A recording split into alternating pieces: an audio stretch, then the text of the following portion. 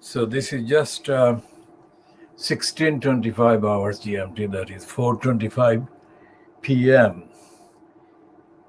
so-called British Standard Time in London, within quotation marks, UK, on Sunday the 28th of November 2021.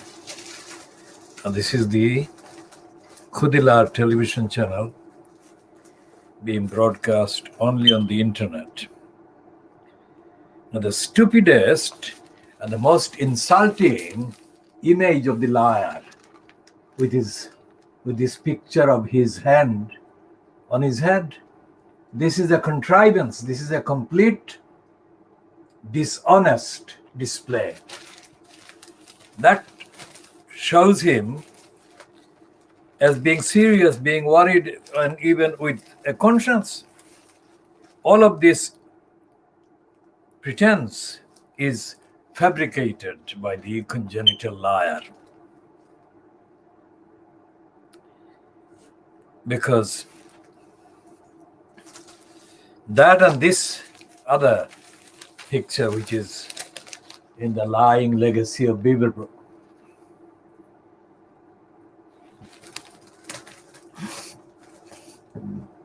doesn't go with the evidence of the liars. Look at the various angles. The liars in Fleet Street are complying with presenting this liar with this kind of picture. Where is this? Is the one. This is completely false. Putting his hand on his head in that way. And this is the daily scar on Sunday. I mean, these are platforms of stupidity, dishonesty, fabrication, falsehood, and lying, immorality, cruelty. On page 2 of this scar on Sunday, they're continuing the pretense, and it is so sick.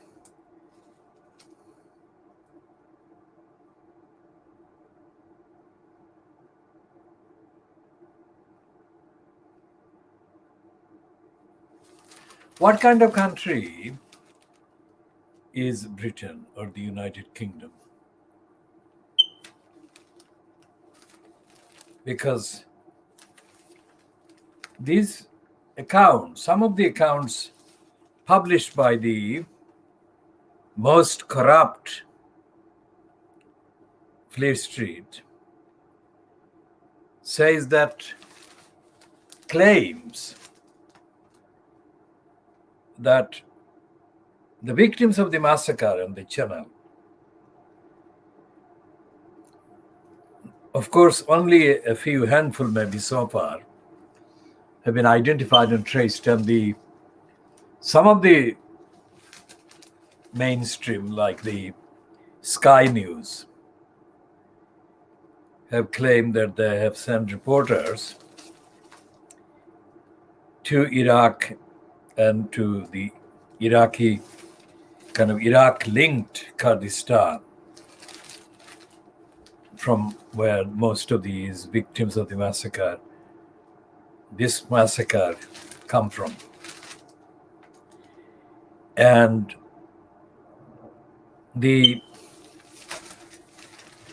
account the Sky News has published so far that I have seen is that none of the families of the victims, they of course don't name all of them, but generally they're referring to the victims of the massacre and saying that the families and the relatives or relations that these people have allegedly, the Sky News people have allegedly visited and spoken to, are not angry. We shall discuss that anger in terms of emotion later. And other accounts have said that despite the fact that the people who have been kind of reported in the statement, in making the statements, that despite the fact that they are friends or acquaintances or relatives or members of their families or close kind of people that know they have been close to, some of them have lost their lives or have lost their lives. Despite that, these people say that they will try themselves to cross the channel in the same way. Now, this is not just unbelievable. This is fabricated and distorted on any number of levels. And we shall be talking about the distortion at the levels. Now, about the concept of emotion, the Guardian-controlled Observer magazine today, Sunday, the 28th of November, has a propaganda piece for the outgoing presenter on Channel 4 News, John Slow. Now, I call him John Slow, S-L-O-W. I have been calling him John Slow based entirely on the evidence of his backwardness. Now, this is the guy who has been overhyped.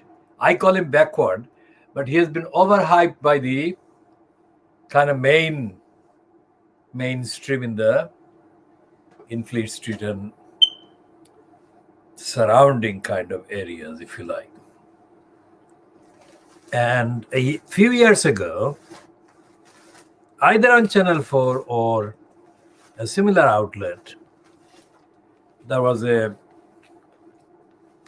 slot where two women, these are two women, that one is Sue Parkin and her colleague, and they had as their kind of guests on that occasion the BBC's Radio 4 Today program presenter John Humphreys, the racist from Wales, and John Snow, that is John Slow. And one of them, either Sue Parkin or Sue Parkins, her name I have to check the spelling of, called these two, John Slow and John Humphreys, gods in the media. Now that was, and it is now even worse, but it was at least 10 years ago, if not longer. And there was absolutely no evidence. There was absolutely no evidence in which to elevate, even rhetorically, the status of these two absolutely unfit for purpose individuals, and to refer to them as gods. Now that is an indication of the corruption, nepotism, and mutual, if you like, admiration that dominates the mainstream media, including Fleet Street.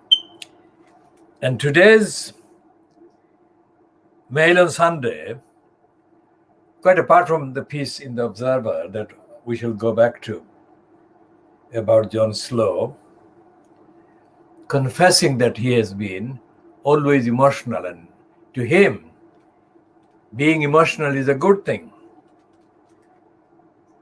Now, Of course, it is a truthful statement that every individual has to have emotion, an emotional kind of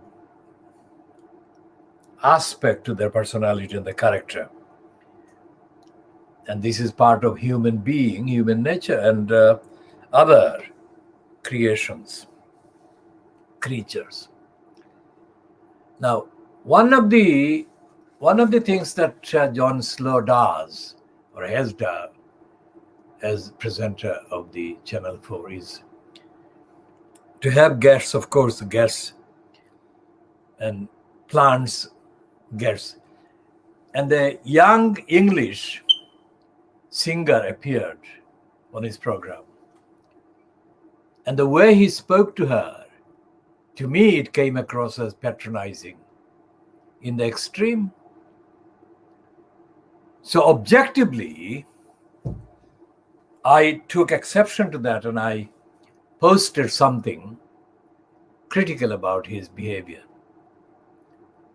Now remember the reaction of racist women in the media and so-called politics.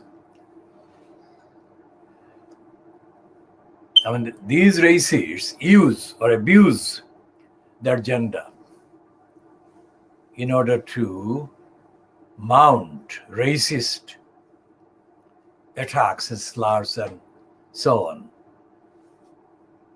We shall discuss that at another time. I have discussed it before, but I shall discuss that another time in a contextual update. So this particular English singer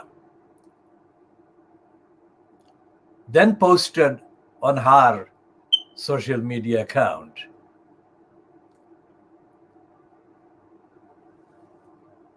an over-the-top praise and admiration of John Slow. Instead of being grateful that he had actually patronized her and I had posted something objectively in solidarity. I don't know this person, but the interview or the interaction came across as John Slow doing what he does. So the fact that she actually reacted by publicly praising him instead of noting my statement in solidarity with her is the kind of racism that goes on every single day. Because she was racistly making the point of opposing what I had said, even though what I had said was to stand up for her as a person, as a, quote, artist. And this is not just Azim Rafiq coming across as a one-off kind of target of racism and racist denial. This is what happened in the new SS, when the new SS had a period in the early 1990s, edited by one of the racists. Of course, all the editors of the New Statesman have been racists. But this particular one published a thing about an aspect of society and an aspect of political situation. And it had been either bylined to Mark Tully or had referred to Mark Tully and the Australian racist criminal or Australian-born racist criminal.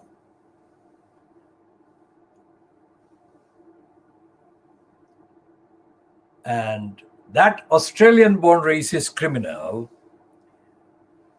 always reacts to any comment about his activities by questioning the rationality and the sanity of the person criticizing him. a tactic that Ken Lying Still Livingston does as well, a tactic that the Stalinists do, and a tactic that the fascists do as well. Fascists, Stalinists have got this thing in common. Many things they have in common, but this one. Anyone who is critical of them, rationally, objectively, must be out of their minds.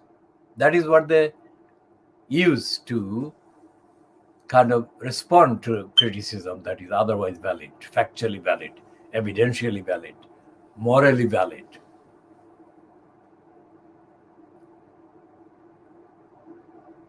I mean, John Humphreys and John Slow were called by Sue Perkins or her colleague, partner in business for quite a while, gods. These people are supposed to be secular. These people are supposed to be rational. And yet there were the two women supposed to be feminists as well.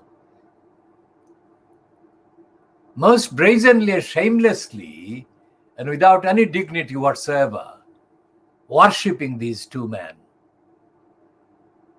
who are far from gods, deities.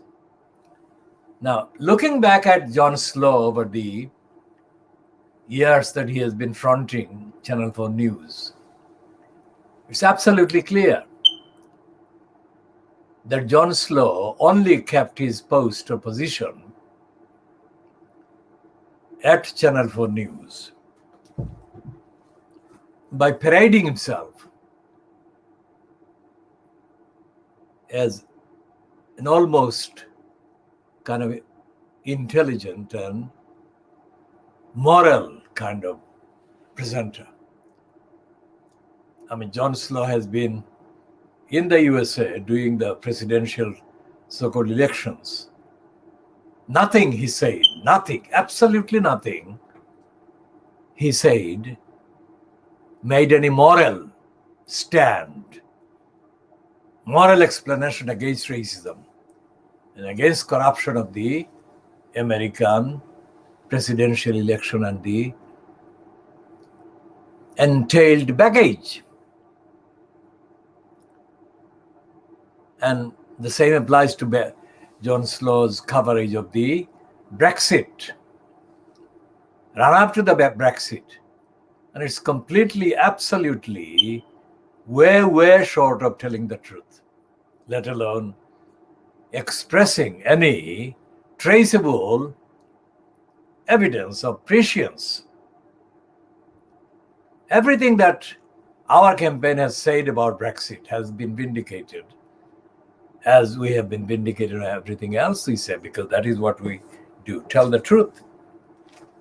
And we don't state or publish or utter anything that is in any way linked with any party or partisan ideology.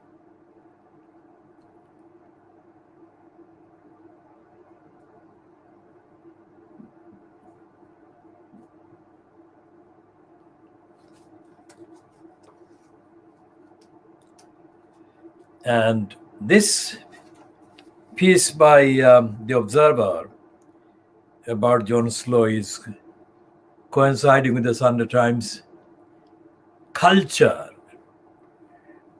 bulletin or supplement, marking George Clooney at 60.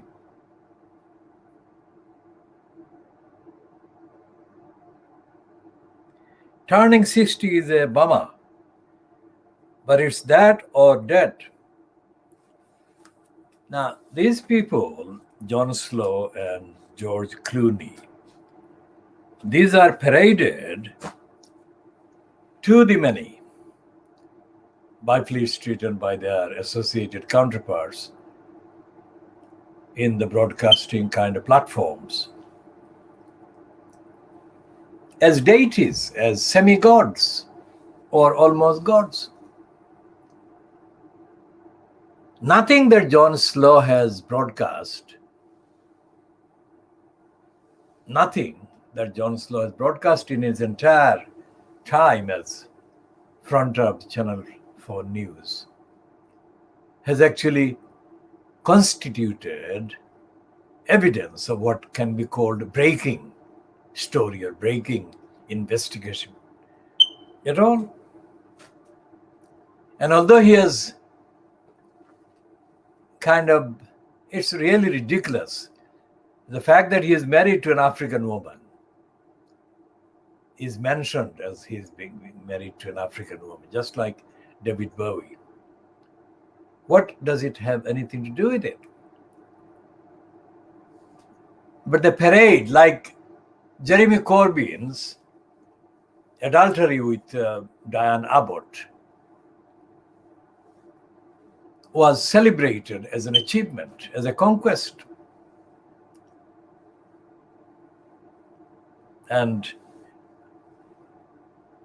during the first 2 years of Corbyn's incumbency as, quote, leader of the Labour Party, the Daily Mail Group published several items about Corbyn having this adulterous relationship with Diane Abbott.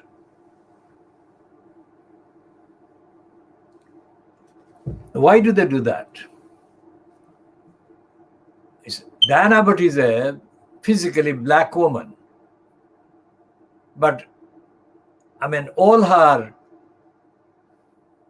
quotes, promoters or admirers happen to be white. They don't talk about that. She got married to an African man, black man, Thompson, by whom she produced a black child. But that's it. Thompson never has featured in Diane Abbott's political conversations or political interpretations. Isn't that odd? Because she was put as the front runner in the Labour Party's racist project of black section. Those in the black section platform have always denied my analysis. My analysis has always been from the beginning that it was a racist project. It wasn't an anti-racist black section. And we shall come to that shortly again. Because all the achievements of Barney Grant, who was one of the black section intake, his achievements, they have not lasted, have they? What were the achievements? His most often publicized role just before he got in, I think, was the statement that he made, reportedly, the police had got a bloody good hiding.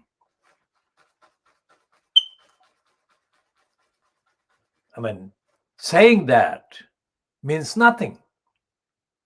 Absolutely nothing. If such a statement is not followed by in-depth engagement about the role of the police in relation to the rights of the people affected by the attacks on black community by the police, which is what the Broadwater Farm so-called riots was supposedly about, in the middle of which Barney Grant reportedly said that the police had got a bloody good hiding. Nothing that Barney Grant said on the record after he became MP, after that, black section MP, let's say,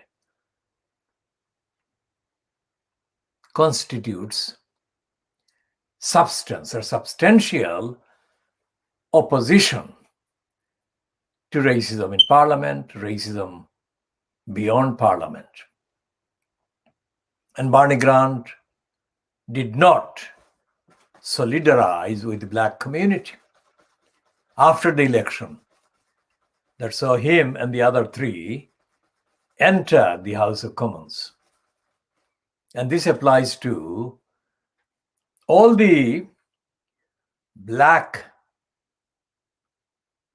linked careers. Now, I mean, Keith Sleaze Vaz is not from an African background. He is from the subcontinent, India. So if Sleaze Vaz can call himself black section member, then it follows that everyone else from the subcontinent is a black section kind of eligible. And yet, this is denied elsewhere, and as well as by the African origin individuals. It has been denied by Sleaze Vaz himself. Sleaze Vaz, Paul Boateng, Barney Grant, and Diana Abbott, these four black sectionists, have not produced anything of any significance about the plight of the victims of racism in this country, or the way forward for representation against racist obstruction for the establishment of the rights of the black community, including Asians and Africans. So, what's the point of talking about John Slow being married to an African woman? That's the question. And during the 1980s, middle of 1980s, there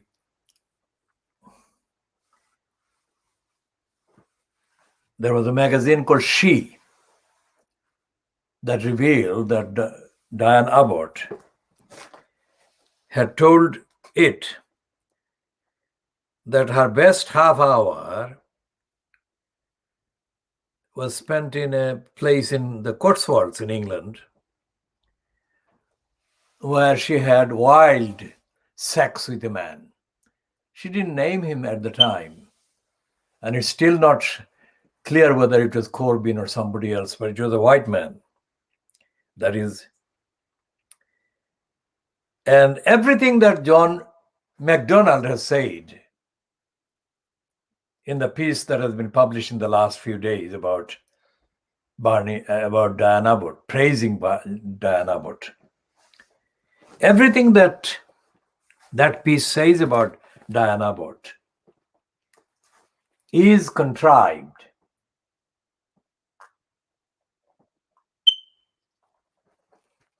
And there is no sign of a single white person in the gallery of her admirers, as reported by that particular promotion.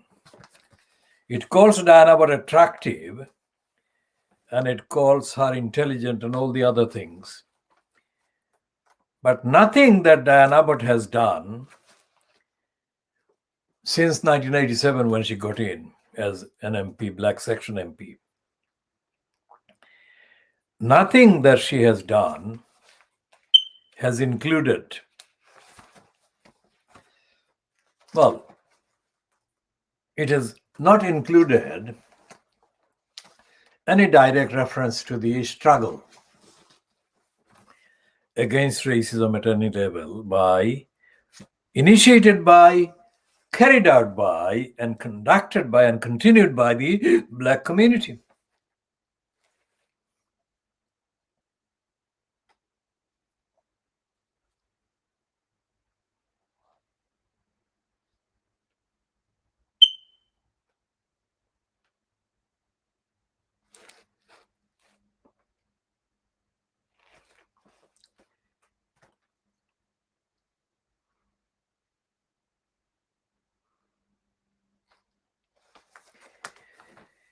And this is the piece I'm holding in the Sunday Times Culture magazine of November 28th, that is today, 2021.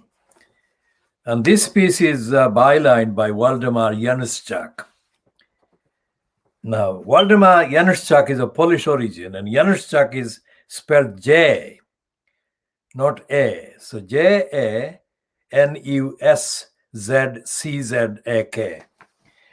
Waldemar Januszczak was involved with Channel 4 at the beginning, and he had his kind of 15 minutes of fame. But Januszczak has got this piece about the artists, retrospective at the Tate Gallery, etc. But Januszczak, who was praised by Tariq Ali, who, like Diana, but doesn't know any Asian people apart from himself, and he's the guest, he is a kind of given a patronized platform by the racist left. Just like Diana Abbott has been given a guest platform by the racists on the left, whether they coincide with those particular racists that patronize Tariq Ali is not certain. But Boris Johnson's recent critic, Michael Heseltine, is a friend of Tariq Ali's. So that gives the picture. Ordinary black people, ordinary people fighting ordinary racism are not recognized.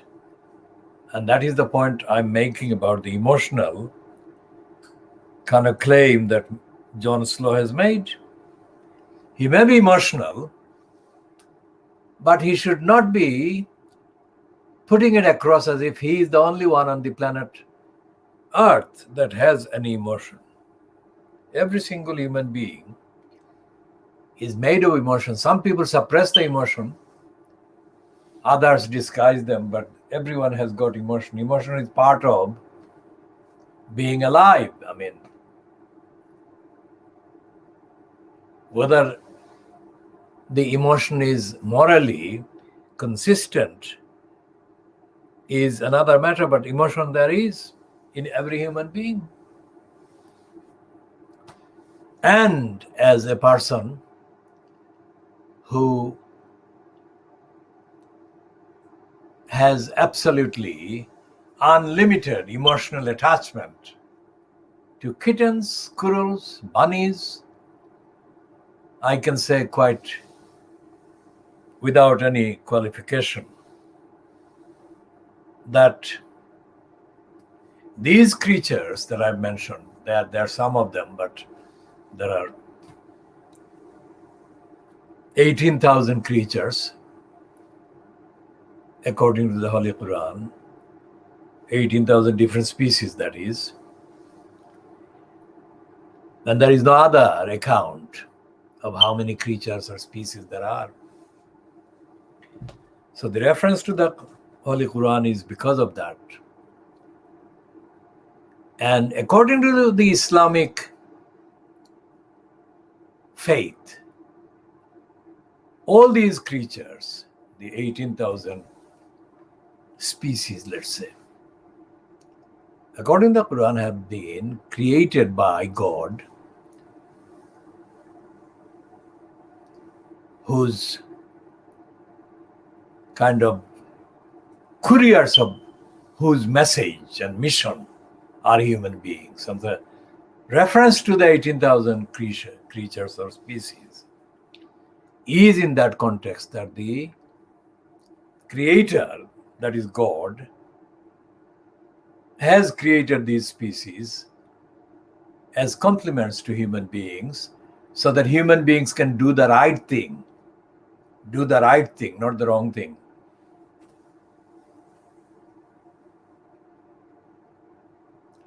And there is nothing, there is no record of John Slow or John Humphreys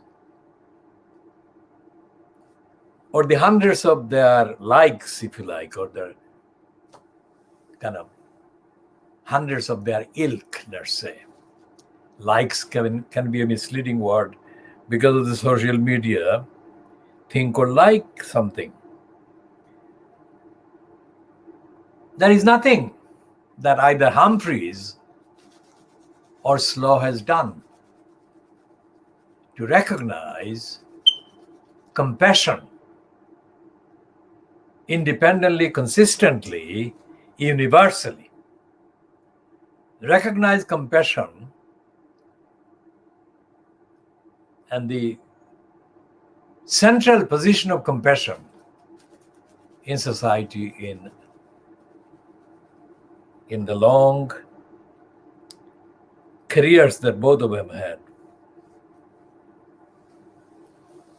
For example, there is nothing in the records of Humphreys or John Slow that has challenged the lack of compassion, which is cruelty, evil, and depravity, as practiced and peddled and spewed and engaged in by the likes of Boris Johnson. When he was challenged to reflect on his racist incitement and hatred against Muslim women wearing burqas resembling bank robbers or looking like bank robbers, Johnson spewed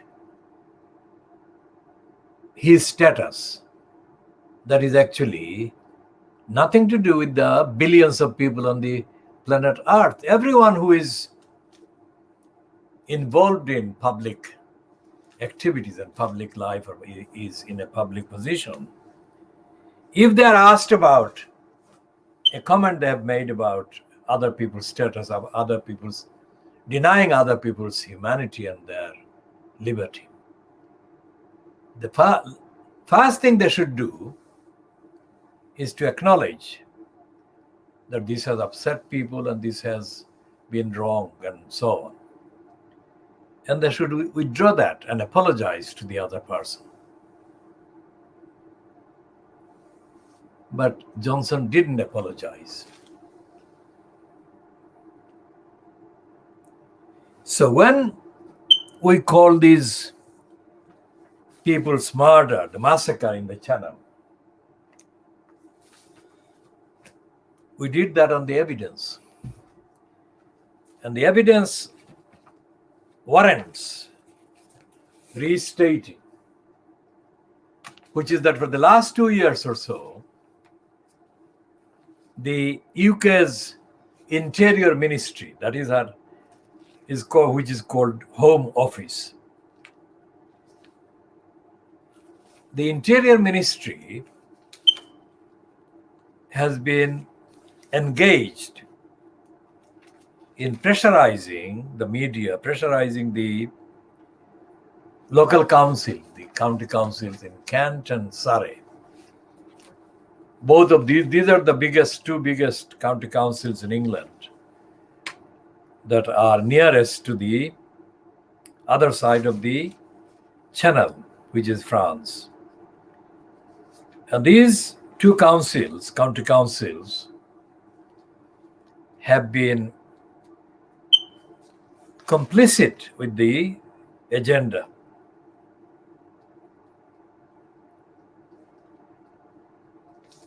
Because the agenda has been to terrify and terrorize the migrants into not wanting to, or into not attempting to kind of cross the channel. Now, this program is called world exclusive diagnosis of Fleet Street. That's what I'm doing. And the fact that I'm doing it and is not being done anywhere else is the exclusive beginning. But the contents are also exclusive because no platform exists anywhere that actually does this exclusive diagnosis of the Fleet Street. There is no university, there is no government department, there is no library, there is no faculty nowhere, and no outlet, no television channel or radio station that does anything like what I have been doing and what I do. So it's a world exclusive diagnosis of Fleet Street. First of all, it is something that is not done by anyone else or any other platform. And secondly, the contents are also exclusive. One reason why the contents are exclusive is because there is no party, political or ideological so-called connection with the contents, the output that you are watching. The only basis is the evidence. And the evidence is objective, even though some of the evidence is illustrated by reference or referring to the incident where John Slow's guest, a white English woman singer, was the subject of a comment that I made, objecting to him, patronizing her. But then she reacted typically racistly and typically stupidly and ignorantly by publishing, not long after my kind of condemnation of him, publishing a long dedication to him, almost like repeating Sue Perkins, who called him, and John Slow and John Humphreys. Both of them were called gods by the two women, Sue Perkins and the other one's name I currently am not able to recall, but I shall check that one. So this is Sue Perkins' kind of thing that I'm going to look for. Comment that John Slow and John Humphreys were gods. Sue Perkins and her colleague or partner at the time are among the most high-profile women in the media. Remember the point about feminism. The feminists claim that they are liberating Muslim women from imprisoned lives. This week, Malala Yousafzai has been marking her graduation from the, quote, University of Oxford, 9 years after she was nearly murdered. Now, she has been used as a symbol of the type that no Muslim woman has been given the kind of similar treatment or comparable treatment ever by the Western feminists. And our concept and contextual response to their treatment of Malala Yousafzai has been and is and will continue to be that these feminists are engaged in a crusade against Muslims. Why? Because these feminists are not bothered about the plight of millions of Muslim women in Muslim countries. Poverty, exploitation, violence, and all the rest of it. And what happened to Malala Yousafzai was not a unique incident when she was attacked. Similar attacks are taking place, and many Muslim women have died in Muslim countries in the last 9 years since Malala Yousafzai was rescued by the West and given rehabilitation and a fast track through everything, including getting her a Nobel Prize at such an early age. There is no justice for victims of rape, mass gang rapes, and other violence in Muslim countries. And these very people who are sponsors of Malala Yousafzai are not only silent, but they are adamantly silent about the mass rapes of Muslim women in Muslim countries. Think about that.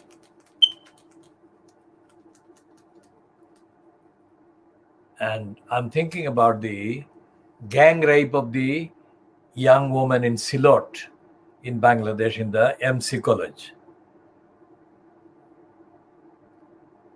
Murari Chand College. Despite the fact that they have been identified, etc., they have not been dealt with, and other Muslim women in Bangladesh have been gang raped since then.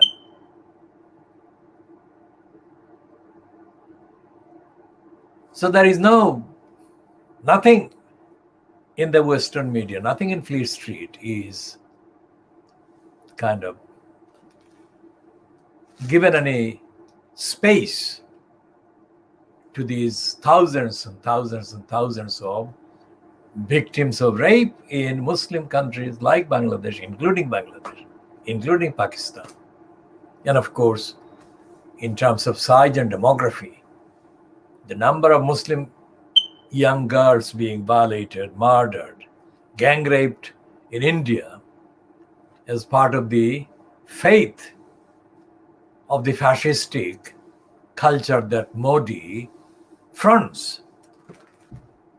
Indescribable. And these feminists are not talking about that. John Slow is not talking about that. Sue Perkins is not talking about that. So this particular search is being impeded by a technical hitch that is blocking the access to the search site on this device. So we shall update that issue or update on that issue later in due course when we get the access. I don't know why it is not working, but this is what is happening. There is no access to that particular site on this one. The Google is the one that I'm trying to access but cannot access.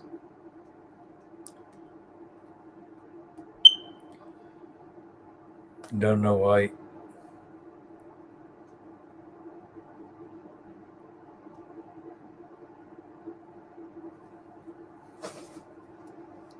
So we shall check again and see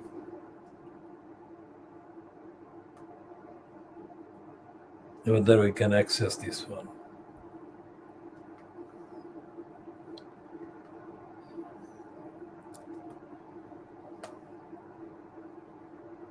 Okay, so Sue Perkins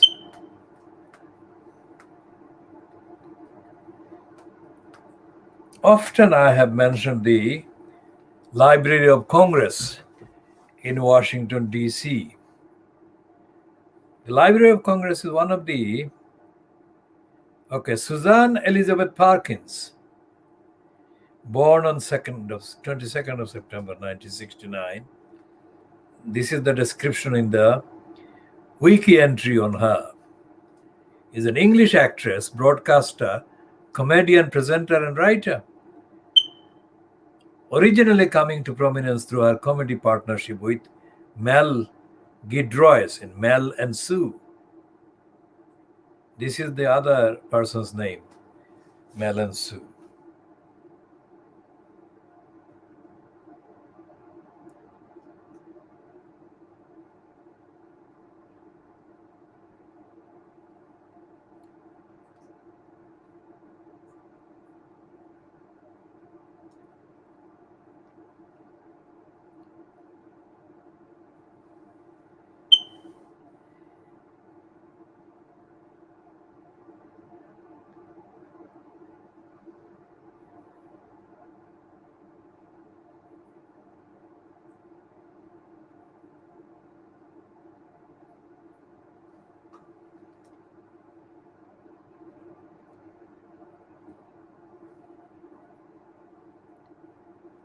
So she's not being, well, her entry doesn't mention the remark that she made about John Slow. But there is nothing, regardless of whether there is an entry about John Slow or not. She said she's there, quoted, as saying that being a lesbian is about the 47th most interesting thing about her. But there is nothing in her career that can be accessed that is opposing exploitation and violence against women in Muslim countries, Muslim societies, Muslim communities. Well, I have said often that the majority of the Muslim leaders or leadership, including the cabals that control absolutely all the mosques that I know of, are behaving contrary to the actual ethics and injunctions and the purpose of Islam. And there is no mention in Fleet Street about that. Think about that. Because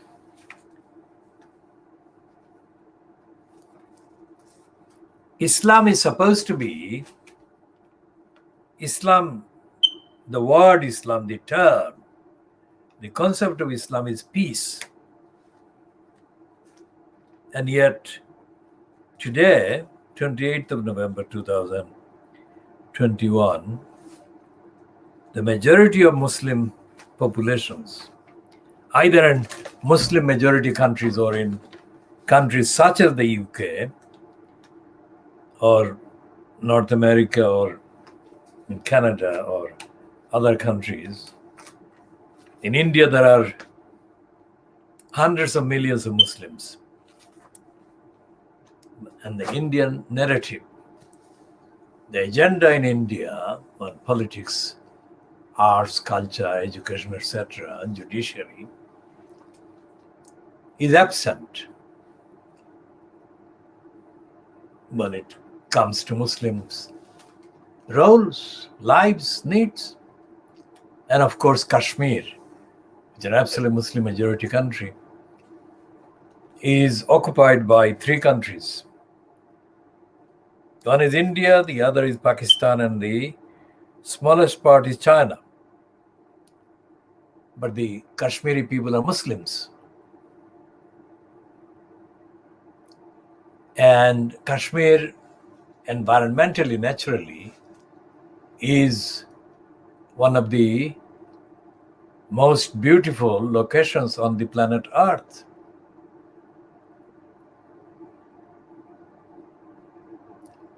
And all of that is under occupation.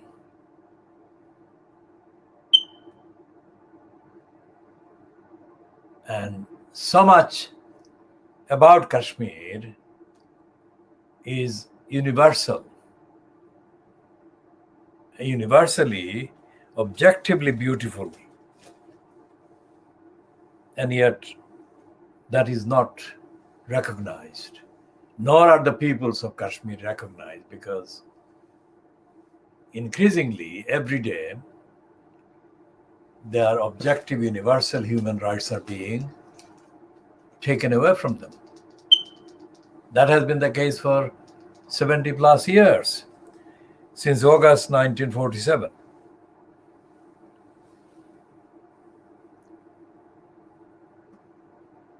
If a fraction of the loss of rights by the Kashmiri people was taking place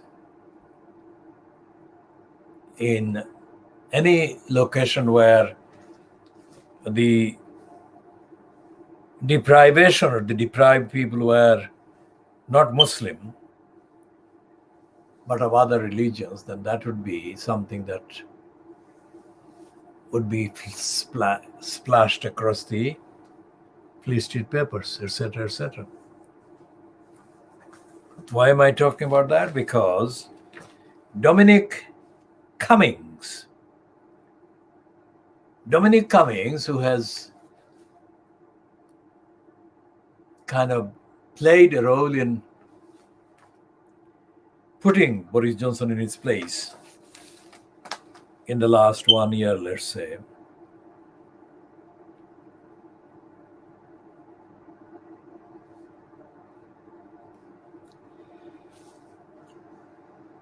has bounced back to side with Johnson over the massacre of the migrants in the Channel on last Wednesday. Because Cummings is saying that the problem with the migrants and the attempt by migrants to seek asylum in the UK is linked to the existence of the Human Rights Act. Now that is illogical, factually absolutely untrue, and yet that is what Cummings has said as another stunt to come across a savior of Boris Johnson. And there has been no evidence of any response to Cummings from the opposition. Now, what is the opposition?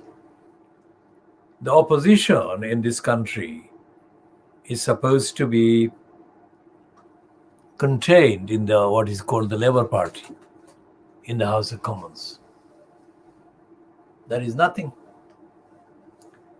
There is no sound about that from the Labour Party. Now that's not an exception.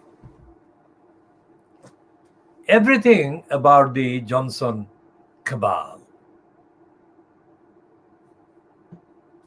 is being treated by Keir Starmer as if it doesn't need any comment or engagement from the official so-called opposition, elected opposition.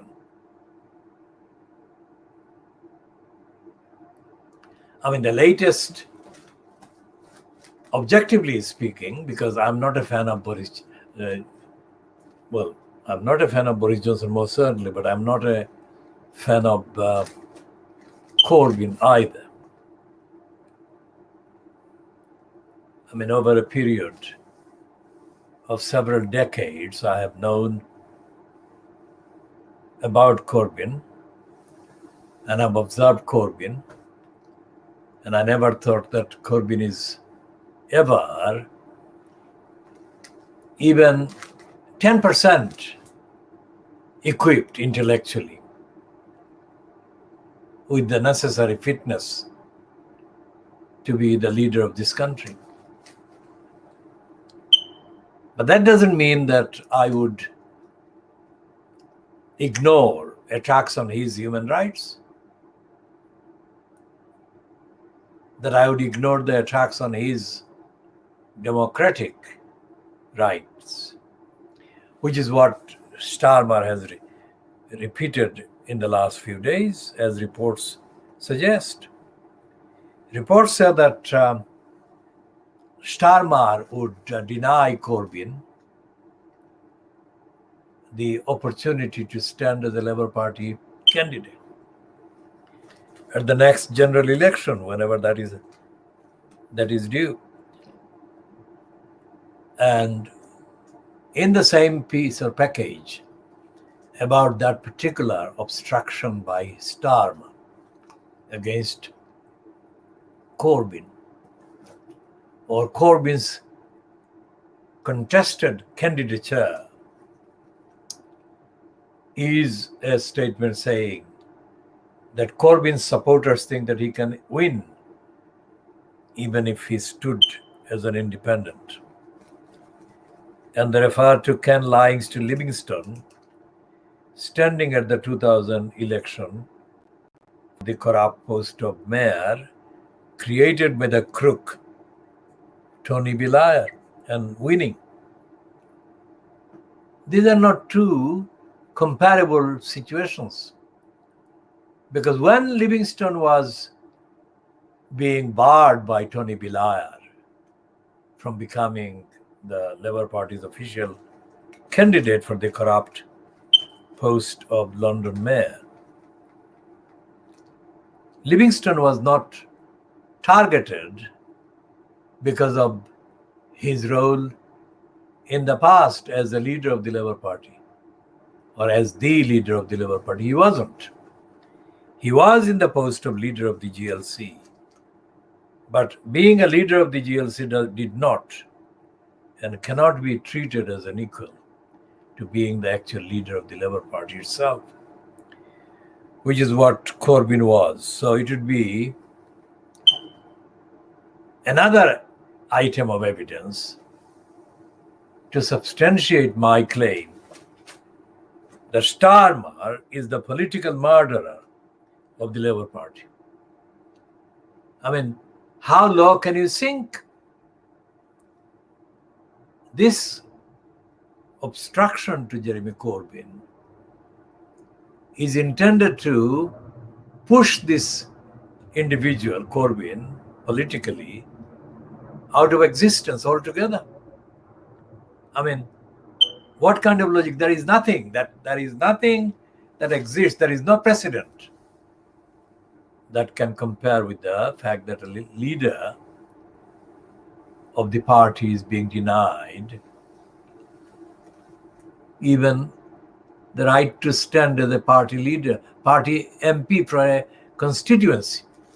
The only examples that you can find of this kind of behavior would be in Stalin's kind of regime and in the satellite states within the USSR that Stalin either controlled or influenced.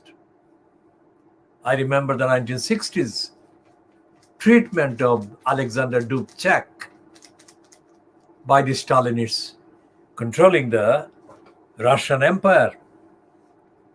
I mean, Dubček was in Czechoslovakia, and I was following daily the onslaught on Czechoslovakia, the Prague kind of arrival,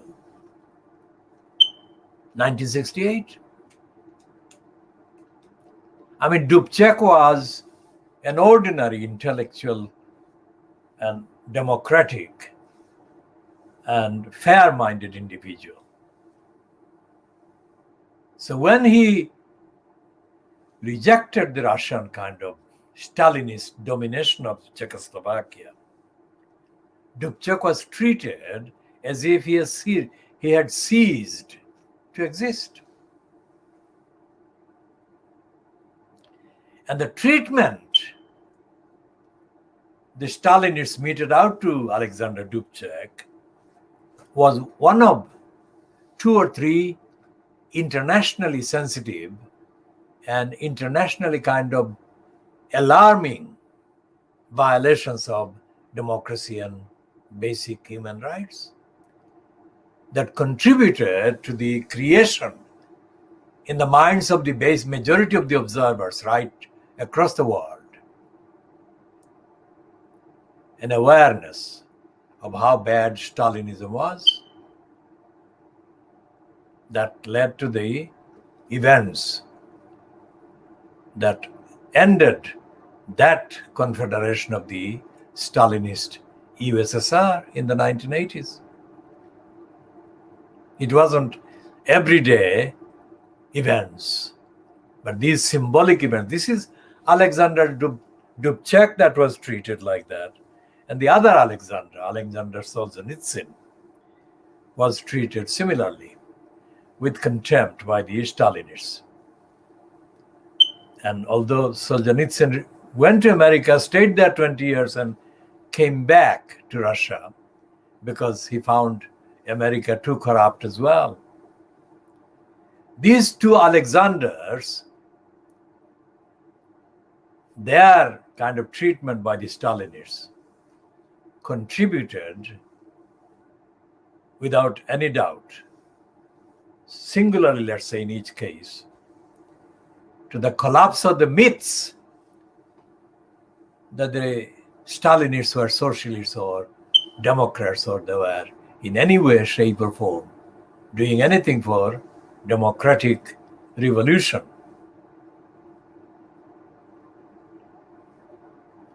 And there is nothing in the records of the 70 years from the 1980s, 1917 revolution until the fall of the Stalinist-controlled Soviet Empire. In that way, Russia is there, but Soviet Union is no longer there. That was because of the contempt shown to basic universal kind of values of democracy, not British values, not American values, universal values. Universal values in the sense of water, of the air that we breathe, the water that we drink, that kind of universality. That cannot be defined by patriotism of one kind or another. So what Starmer is doing against Corbyn, Starmer doesn't understand, because Starmer is essentially an idiot.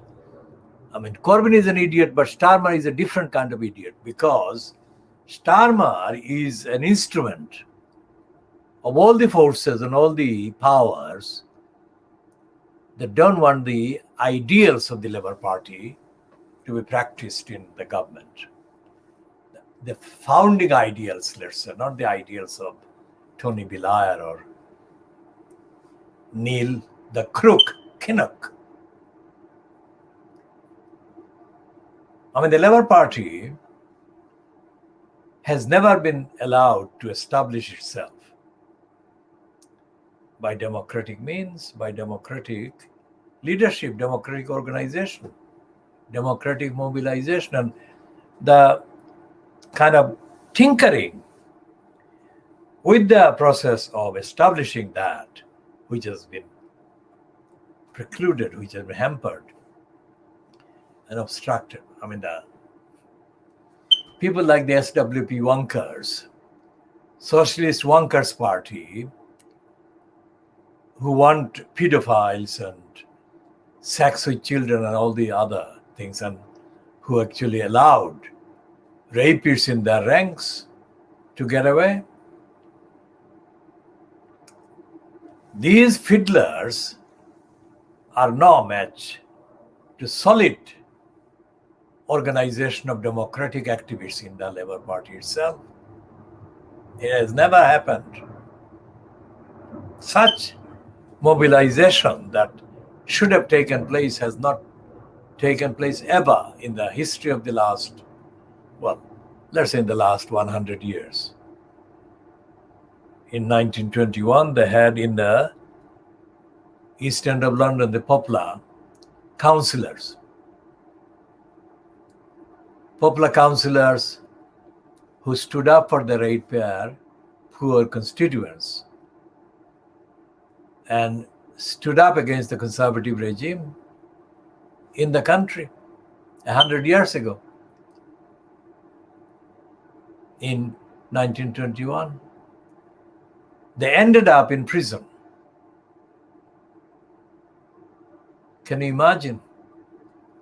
That is the only event of that nature. The actual elected councillors risked jails and went to jail by standing up for their electors. Never happened again.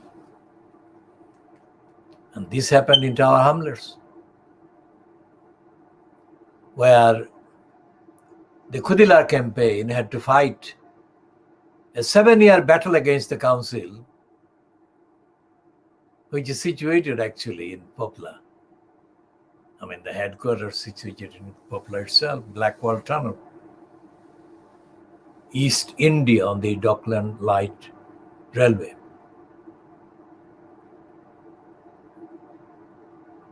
The council, Tower Hamlets Council,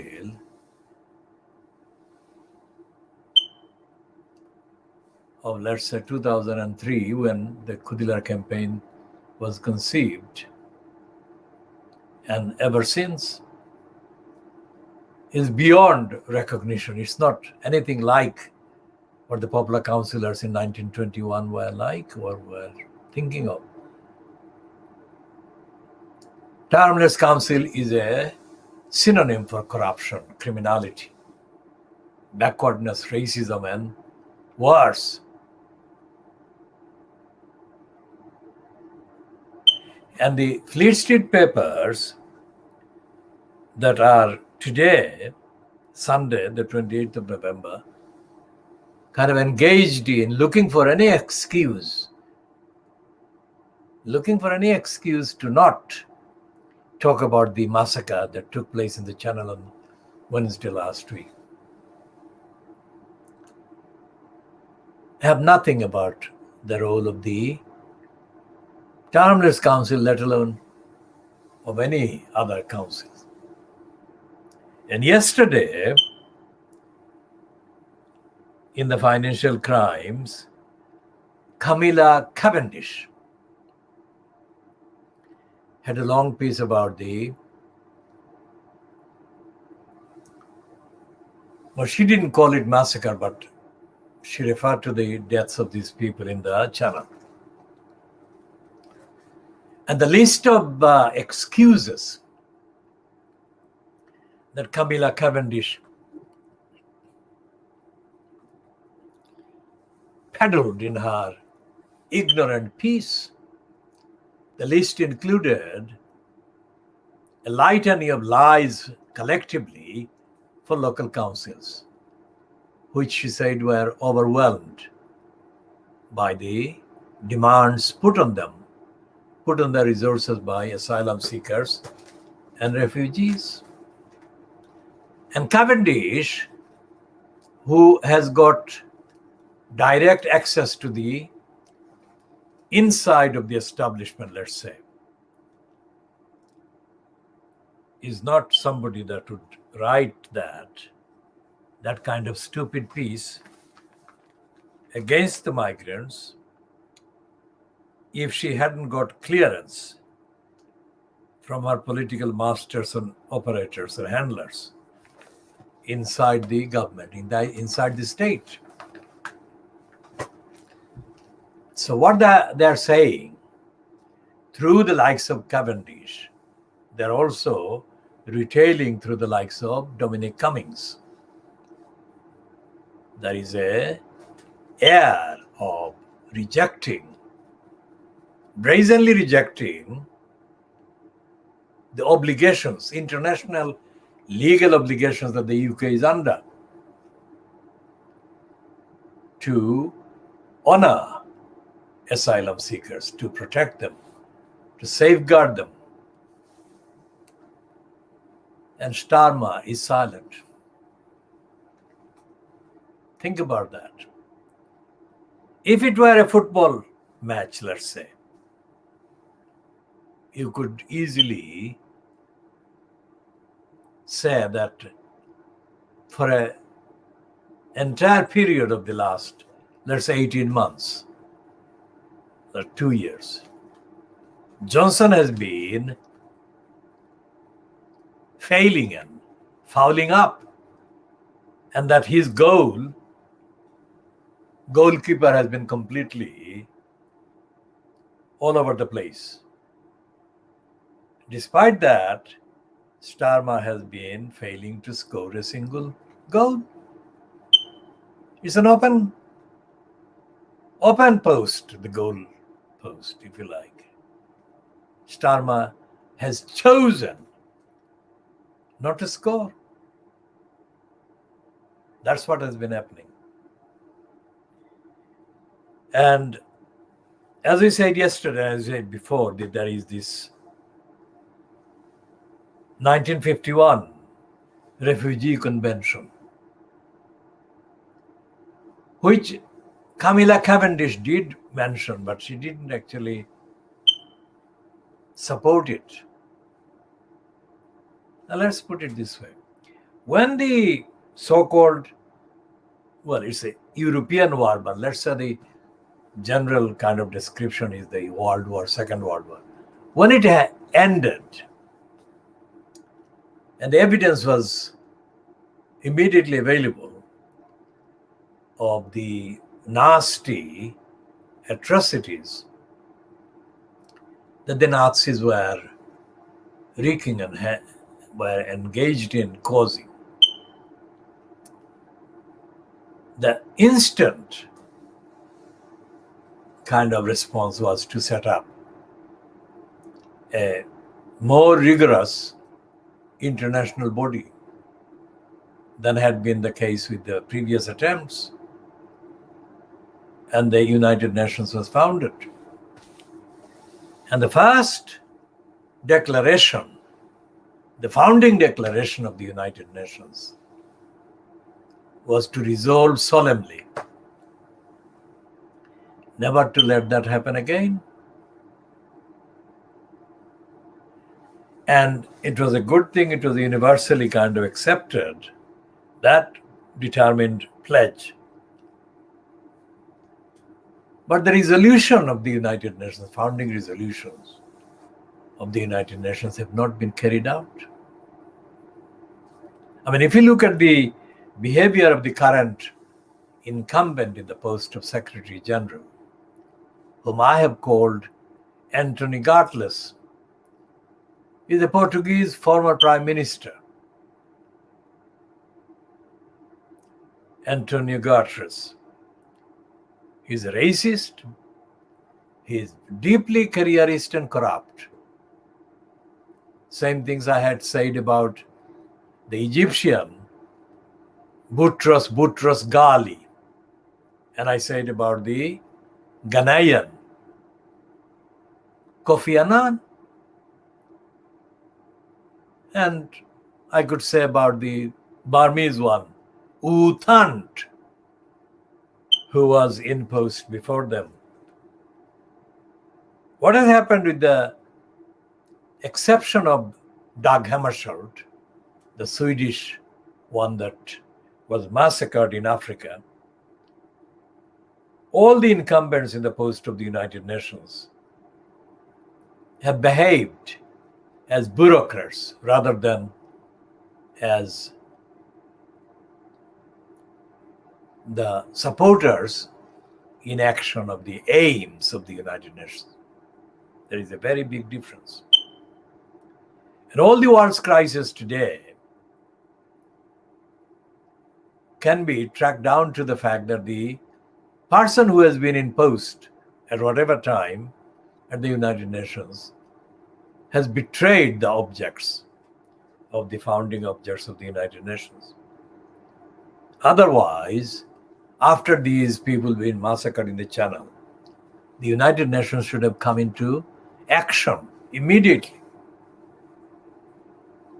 And the action should have included the United Nations pointing out how many of the treaty obligations that the UK and France have been under have been broken by UK and France in the last 2 years. The image of the refugee or the asylum seeker, the image mentally pictured in the minds of the people, imprinted in the minds of the people targeted for this kind of brainwashing, The image has been that these are the most unwanted, undesirable people on the face of the earth. As you can see, this girl, 24-year-old Kurdish girl that was absolutely besotted with her boyfriend or fiancé, and he didn't even know until the last minute before she boarded the dinghy that she was on his way. I mean, what kind of undesirable is that girl? And what kind of undesirable is the mother with her 3 children that died as well? I mean, increasingly these people's identities and details are emerging, but not fast enough. This is the kind of nightmare that should not be happening between the two of the world's most overly promoted civilized states.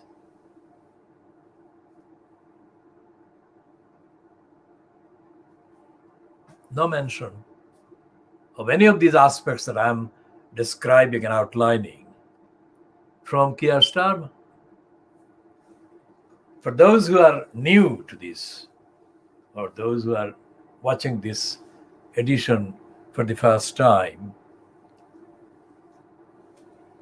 I had dealings with Starmer when he was Director of Public Prosecutions.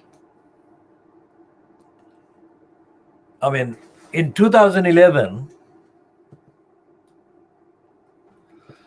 I sent him communications detailing the various criminal activities happening in East London. And the reason I sent him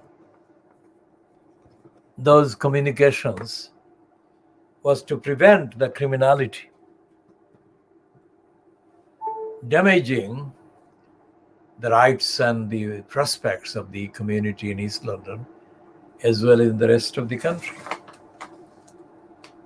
Not one, I think about a dozen or so communications with serious details of the crimes being committed.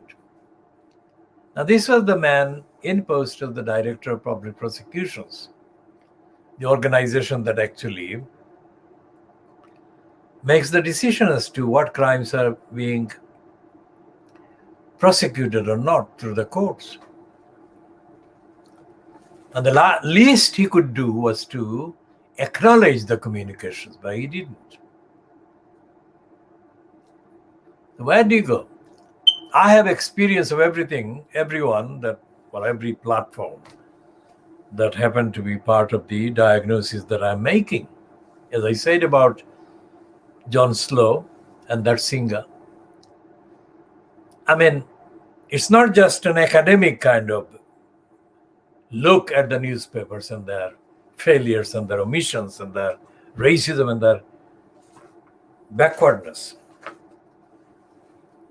It's on a personal, individual, empirical level that I'm engaged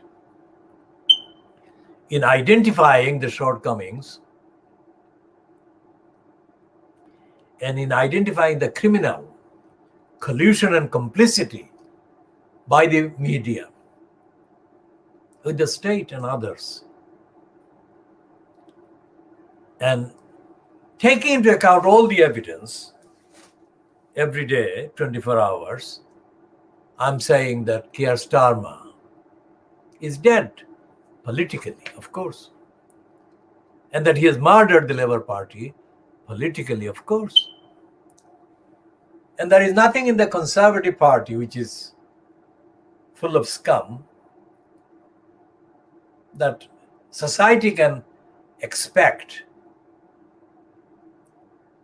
for the protection of the values that people need. I mean, to use the phrase that Jeremy Corbyn was muttering, not the few but the many. The many are not being represented in the actions, in the decision making, in the analysis. So there is this mindset being made worse about the most decent, most dignified, most liberating concepts that came to be included in the founding efforts for the United Nations.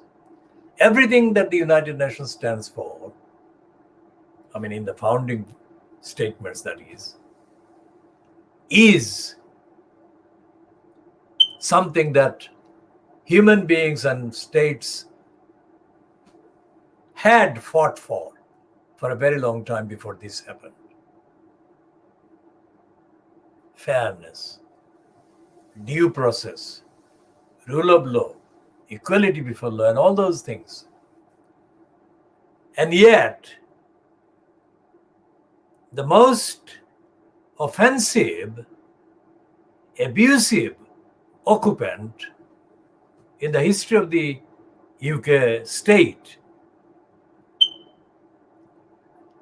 as the advisor to the government, advisor to the Prime Minister, Dominic Cummings, is now back on the platform demanding the scrapping of the Human Rights Act, which is not even the full, it's only a part of the United Nations inspired, United Nations based aims for the states. The European Convention for the Protection of Human Rights, etc., are not even fully there.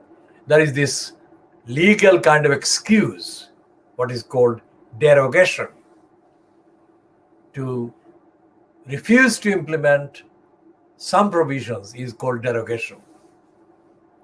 And even the derogation excuses don't apply, because the main excuses, the main reason, the main, quote, legal excuses for derogation, or for asserting derogation, or for citing derogation, concerns the possible threat to national security. If there is a national security that may be hampered by the implementation of a certain article, then that possibility can be cited as the reason for not implementing that article. That is called derogation. But when it comes to saving innocent people's lives, how can that be a reason to say that scrap the Human Rights Act? How can that be? That is as brazen and as stupid and as illogical and as dishonest as that. And yet, Starmer is silent. Now, Starmer carries with him the license, is a licensed law trader, quote, barrister, which assumes that he knows the law, or he knows his law. He's not saying anything. And you've got thousands of other licensed law traders trading under license as lawyers, staying silent. And this is supposed to be not Soviet Union before 1989. This is supposed to be not Prague, 1968. That was under Soviet Stalinist occupation. The tanks came. And this is not supposed to be China, 1989, remember? Was it 91? Whenever Tiananmen Square happened, quote, the Fleet Street media absolutely kind of out of control, as they mentioned the Chinese lone protester against the tanks in the rolling in the Tiananmen Square. So what is stopping Keir Starmer from condemning Johnson and Johnson fronted cabal? What is stopping him?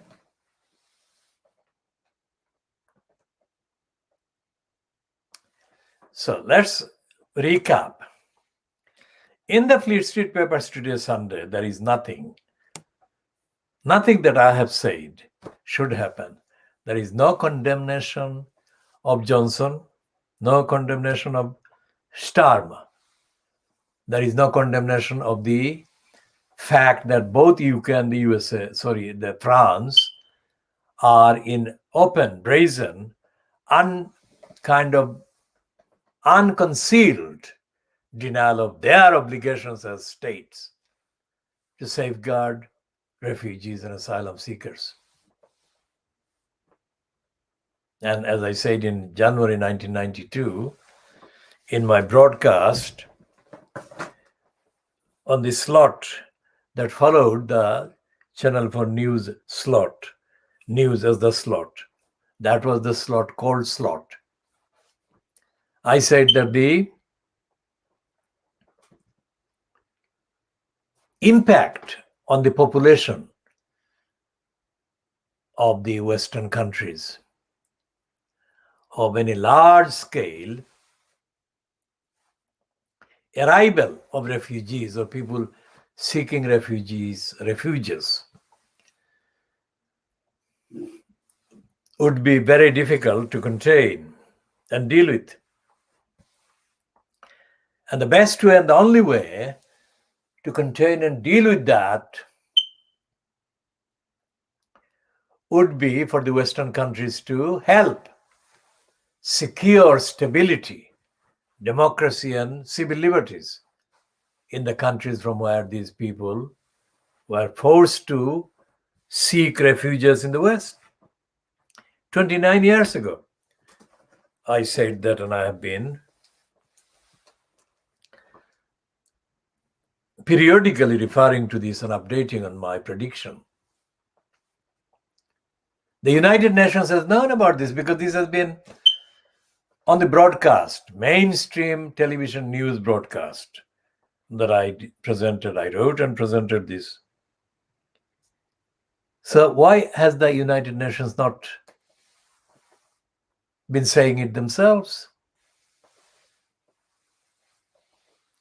I mean, when the environmental catastrophe hit the southern coastal areas of Bangladesh on the 30th of April, 1991,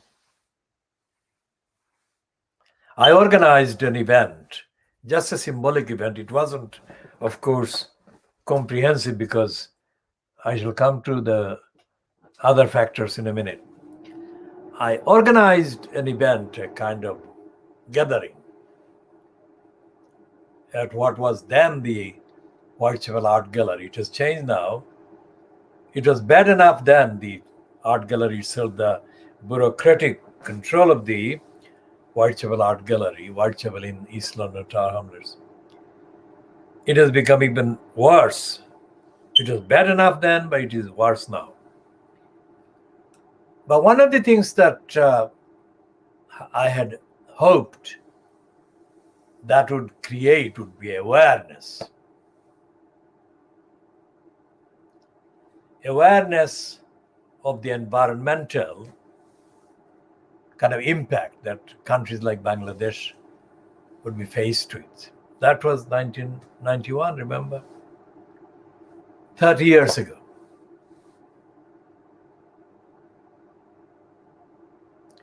And I subsequently organized, within a few days of the cyclone that had hit Bangladesh on the 30th of April 1991, I had organized a project called BD 2001. That was 10 years before the calendar 2001. And from the platform that I created called BD 2001, I conducted communications with the United Nations, both their disaster-related operations in Switzerland, in Geneva. And I also contacted the various embassies, diplomatic missions, situated in the USA and other countries on behalf of the state of Bangladesh. And I set out various investigative queries, and I published or posted to them the way, a blueprint as to how future water-related disasters hitting Bangladesh, the impact of that could be reduced significantly, etc., etc. And I set out the things that happened later, but it was my original idea to create very lightweight vessels to rescue people ahead of any impending cyclone or similar. So what I did was many times in excess of what the United Nations official bureaucracies were doing at all. So if they spent billions of pounds worldwide since that happened in the last 30 years, the benefit of what my suggestion, my prescription, let's say, were higher than anything that the United Nations bureaucracy created for the people of Bangladesh and for people of other countries that have been in connection with the implementation of the program. So it was my ideas. So why am I referring to that? First of all, it is a fact. And secondly, the various bureaucrats that were in posts in the United Nations in Geneva and the various diplomatic couriers in the name of Bangladesh that were situated in Washington, in London, in other countries, they were not responding to the dynamics that I created with BD 2001. And they were not acknowledging in any way that can be mentioned the very original and very real program that I set out. So when this COP26 in Glasgow disappeared without any real kind of agreement on protecting the planet, and the protection actually affects the future of Bangladesh itself because of the location.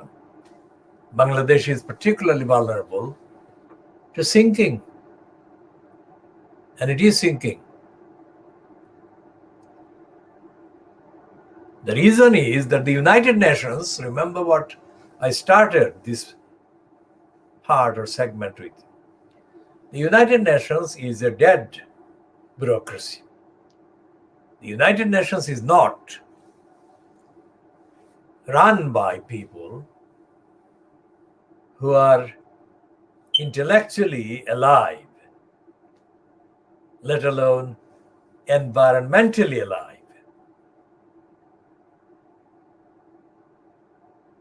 Think about that. And that is proven by the fact that the United Nations bureaucracies, there are several bureaucracies that actually kind of relate to the massacre that happened in the Channel. One is the humanitarian, another the environmental. And the other, of course, is the key task of the United Nations to secure peace, because it is the presence of the wars that contribute to the people being unable to live in their countries. most people who are refugees, most, I'm not saying every single one, because I'm not looking at a list, but statistically, the demographic kind of assessment is that most people who are forced to seek refuges and asylum are victims of lack of peace and civil kind of rights in their own countries. So that is something that the United Nations should be, or should have been, talking about these last few days. Again, in light of the massacre of the people in the channel. But it hasn't been.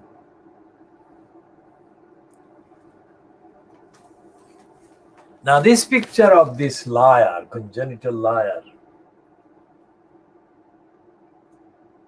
I mean, only of course after he's out of number 10 Downing Street, because that will happen, but will the details of every single appearance by this liar will emerge. But we can't kind of wait for those details to emerge to know that he is unfit for purpose.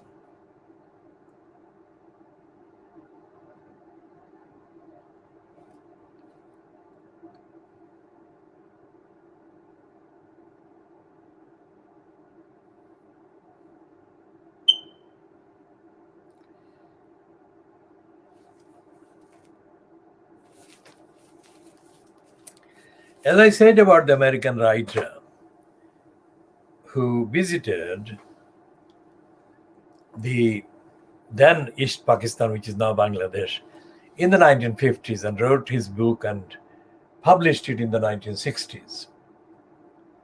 Again, I mean, his name is not immediately before me, but I can check and update on that particular aspect later in due course. But the point of referring to that particular writer, whether I can name him or not at the time, is that one aspect of his book, as a let's say as an observer, as a correspondent, as a journalist, as a universally definable journalist, let's say, that dealt with the fact that every single official that he kind of consulted or visited or examined or watched, every person who was making a decision, to him came across as a liar or as unfit for purpose. And he said that that is the overwhelming evidence of the behavior that I witnessed. And yet,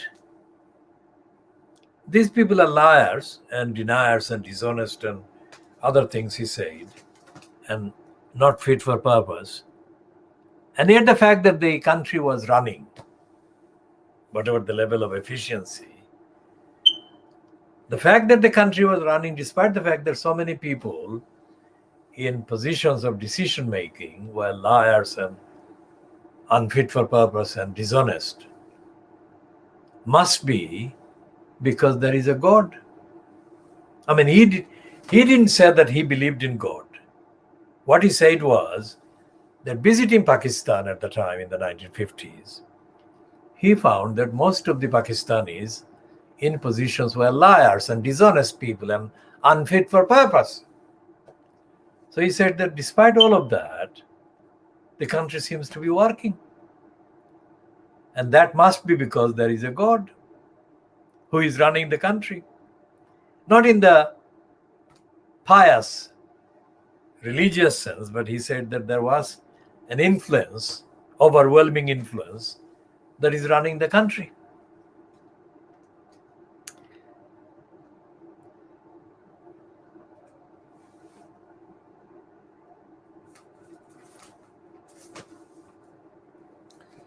So the brainwashing that they're doing today, Sunday, the 28th of November 2000, 21 includes, of course, the promotion of the idea that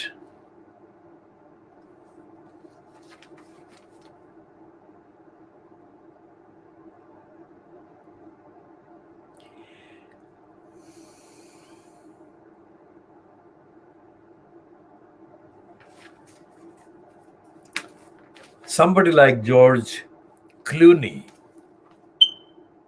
being 60 matters. Who does it matter to?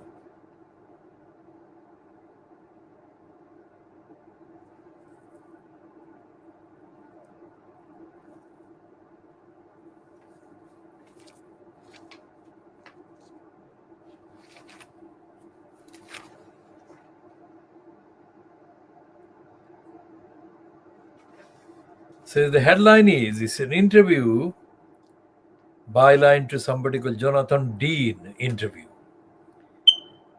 And the main splash heading to this piece is, I was on the ground thinking it's the last minute of my life.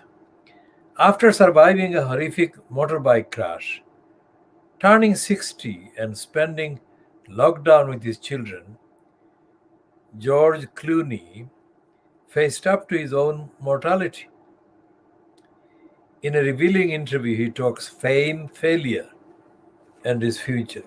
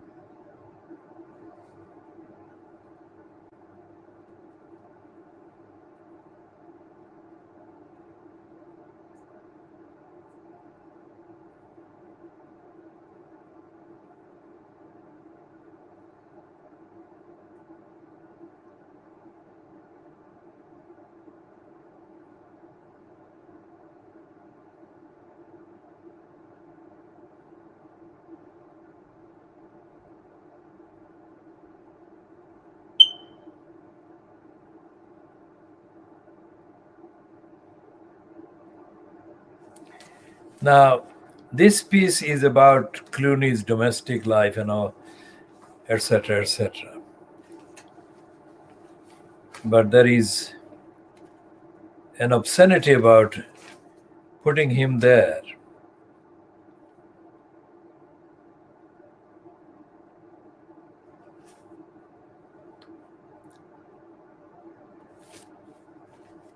That needs to be kind of debunked. Instead of promoting somebody like Clooney, there should be recording the lives of people who are not famous and who are not rich and who are not married to Amal Alamuddin, the woman who was listed as the sexiest barrister by a couple of American entrepreneurs who actually did the job of being pimps. Because Amal Alamuddin only met Clooney after that exhibition, that she was the sexiest barrister going. Clooney must have targeted her after that. And the promotion of Clooney is always made by mentioning his wife, as I said, who is rated as the sexiest kind of barrister, female, etc., etc. But there is nothing in the publicity about her anywhere, not just this piece, but anywhere else, there is nothing that shows that she has fought a single case on behalf of people who can't afford the fees of the licensed law trader, let alone that she has actually successfully challenged the corruption that dominates the English judiciary, which is what the identity of the English judiciary is. Because these people that have been massacred, I'm saying these people because I still don't know the names of these people. I only know the names that have been mentioned of the 5 so far. One, the 24-year-old Kurdish young female that has been given more publicity than the mother and her 3 children. But most of the victims of the massacre have not been named or photographed in the media or anywhere. So these victims of the massacre, let's say, in the channel,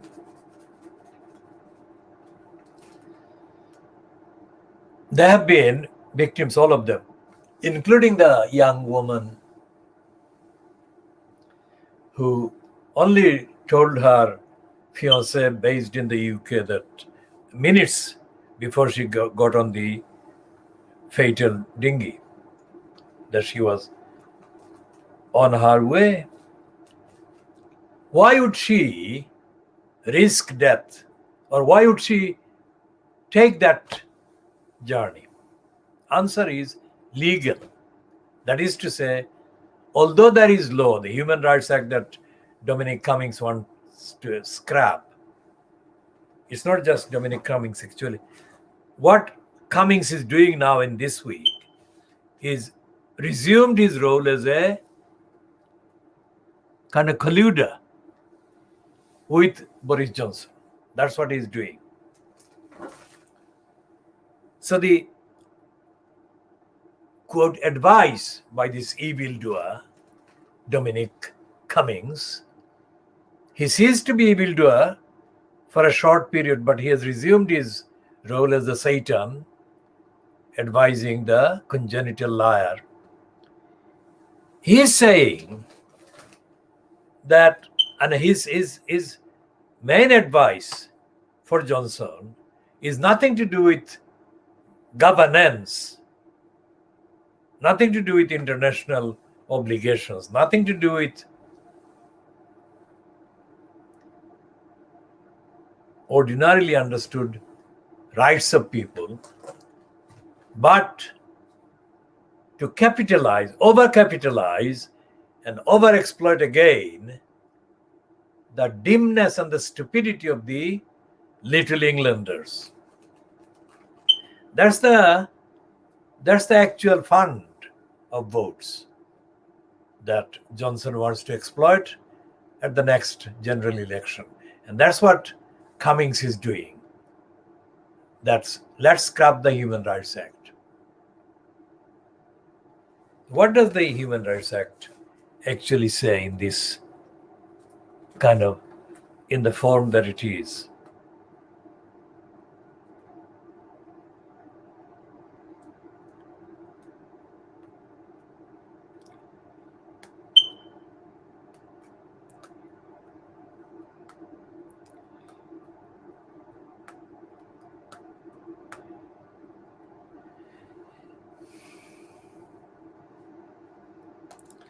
And it's called Human Rights Act 1998. That was the year after Tony Blair got in. And it says the introduction. In this act, the convention rights means the rights and fundamental freedom set out in the Article 2 to Article 12 and 14 of the convention, and then Articles 1 to 3 of the first protocol, and Article 1 of the 13th protocol, as read with Articles 16 to 18 of the convention.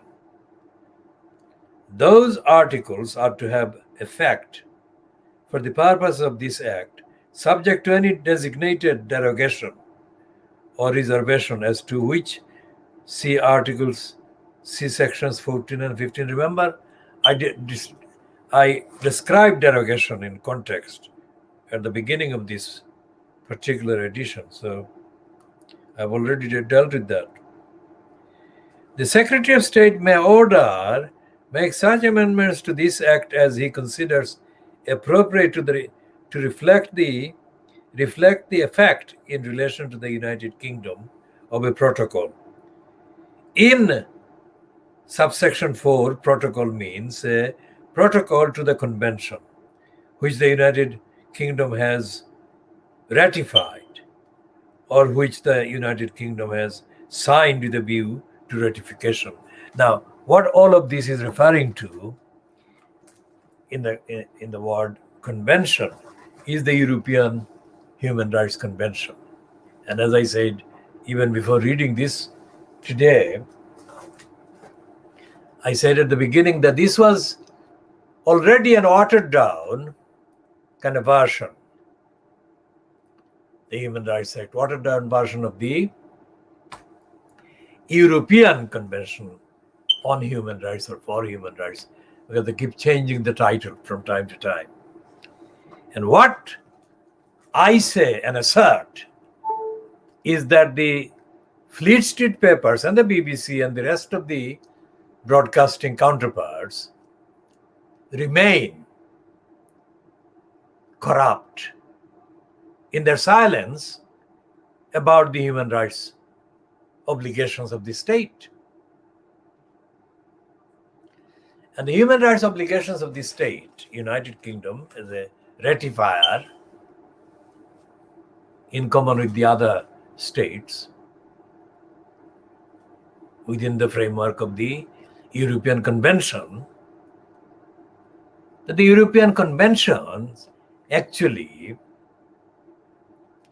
have been broken by the United Kingdom. Think about that. Which is why Cummings wants to get rid of the Human Rights Act. Now, if France had done something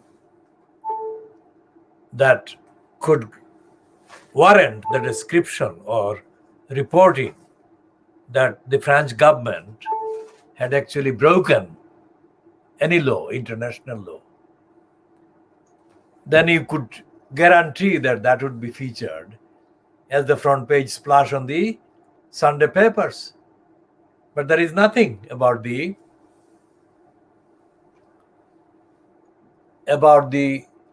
dishonest clamor that is being kind of engineered by Johnson-fronted cabal by bringing back into the platform the very Dominic Cummings that accused Johnson of being an instrument of Kerry Simmons when Johnson effectively sacked Cummings.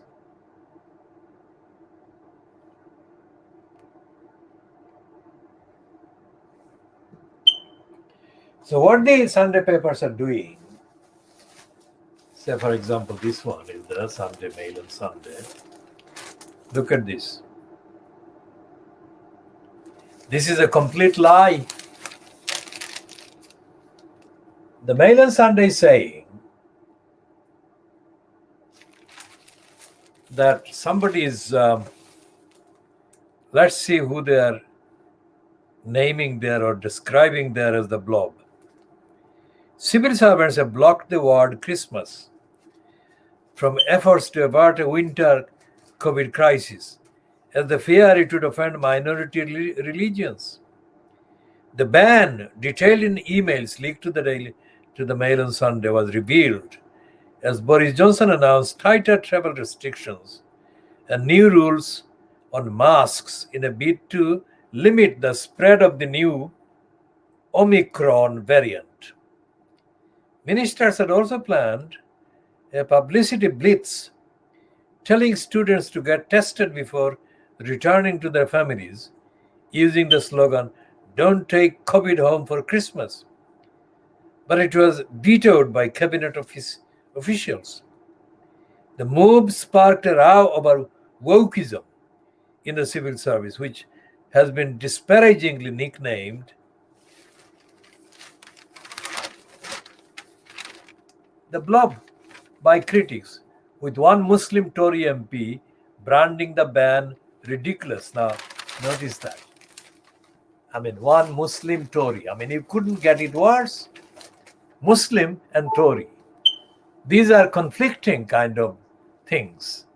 Two concepts, Muslim and Tory. An MP, these three don't go together, but they have managed to find them together. The Daily Mail, Muslim, anti-Muslim Daily Mail. Last night, the Prime Minister threw winter travel plans into chaos by announcing that every traveler arriving in the country must self-isolate until they can produce a negative PCR test, etc., etc. Now, let's scroll back visually, let's say, to see who this Muslim Tory MP is. Can we find him?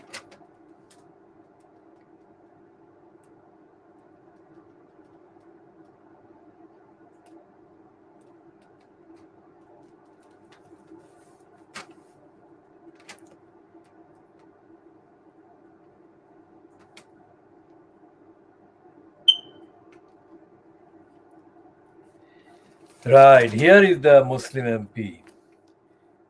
They said his name is Saki Bhatti, the Conservative MP for Meriden. Said, as a Muslim, I find it ridiculous we can't enjoy this special time of year. I look forward to showing my new son his first Christmas tree. The idea you can't mention Christmas is completely ridiculous. It's a time to celebrate, whatever your background. It's part of the British culture I love. And so on. This idiot has been recognized not only as a Muslim, but as a conservative Muslim MP. And this idiot, I never heard of. That's why I'm having to look up on him. Let's see what says Sakib Bhatti, yeah?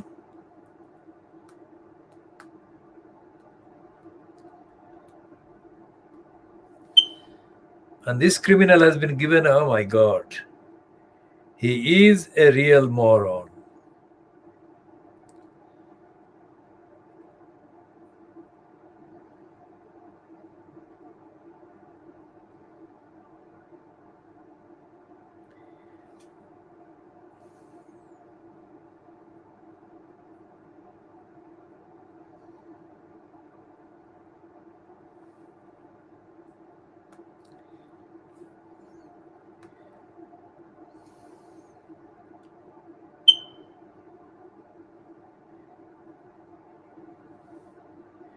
So he is described as the Bhatti is of Pakistani ancestry. He's an accountant by profession.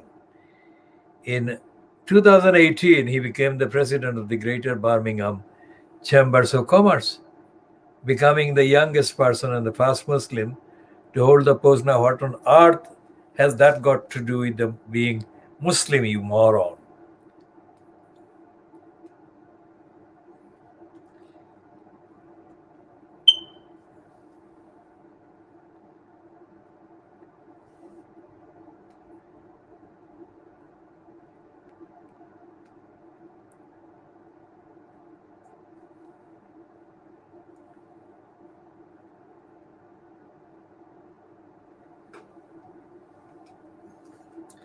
Now, this idiot is stated here that he is a Brexiteer. And he argued that the European Union policy prevented immigration from South Asia. and that leaving the European Union would make it easier. Now, if he did say that, then why is this criminal been silent after the massacre of the migrants on Wednesday?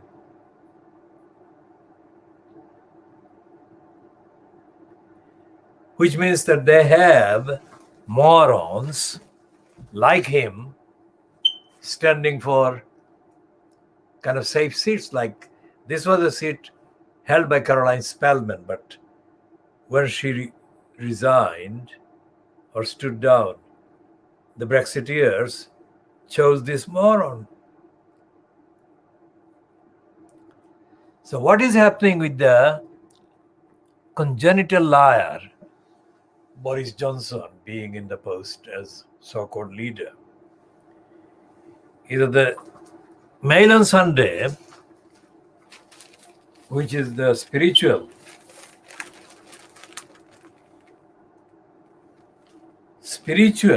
kind of extension of the agenda, which is personified and embodied by the congenital liar Johnson.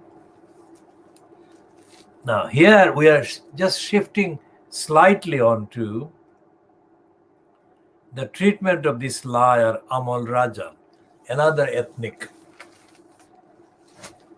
individual, broadly speaking of the same age groups. Now, Amal Rajan suddenly switched his newspaper support to the Tories so that David Cameron would go to its owner's birthday party. Now, this is too complicated a headline for people who don't know the inside stories of the media to understand immediately. This is Amal Rajan. Amal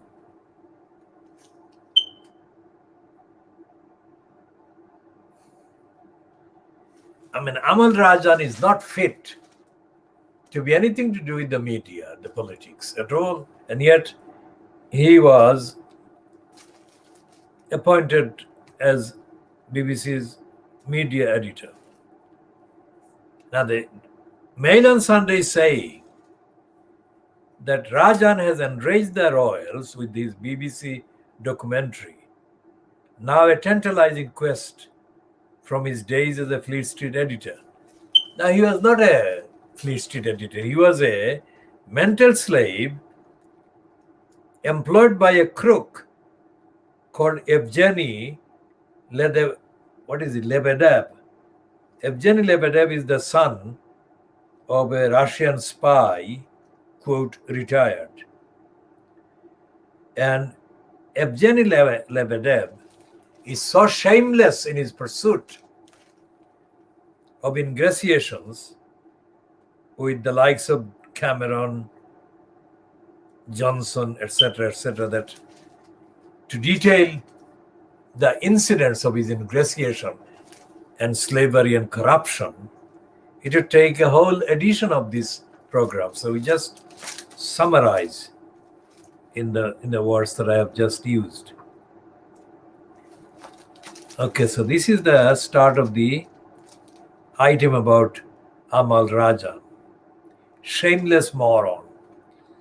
It was an editorial volte-face that confounded the Independent's left-wing readership. Why did editor Amal Rajan suddenly swing his newspaper behind David Cameron 2 days before the 2015 general election?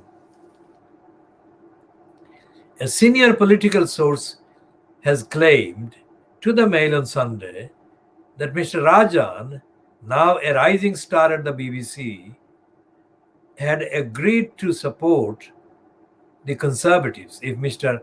Cameron agreed to attend the birthday party of his proprietor, the Russian businessman Evgeny Lebedev. Mr. Lebedev turned 35 the day after polling day, and Guardian reported that Mr. Cameron had attended the party to celebrate. Mr. Rajan, who has faced controversy in recent weeks over an explosive BBC documentary which prompted the royal family to threaten to boycott the corporation, made history as the first non-white Fleet Street newspaper editor when he was appointed in 2013 at the age of 29. Now that is an outrageous stupidity. Non-white Fleet Street newspaper editor means nothing. He was a mental slave. It was not his non-white kind of identity or background, but his servility to Lebedev. He's a crook, a former advisor. He must have done anything that the BBC needed for him to be given the job that he has been given, or the jobs that he has been given by the BBC so far since he joined the BBC. A former advisor and confidant to Mr. Lebedev, Mr. Rajan is tipped as a frontrunner to replace BBC political editor Laura Kunzberg. Now, Laura Kunzberg, we have edited her name to be Konsberg, K replaced by C. Konsberg is an extension of the Conservatives, which is what she is.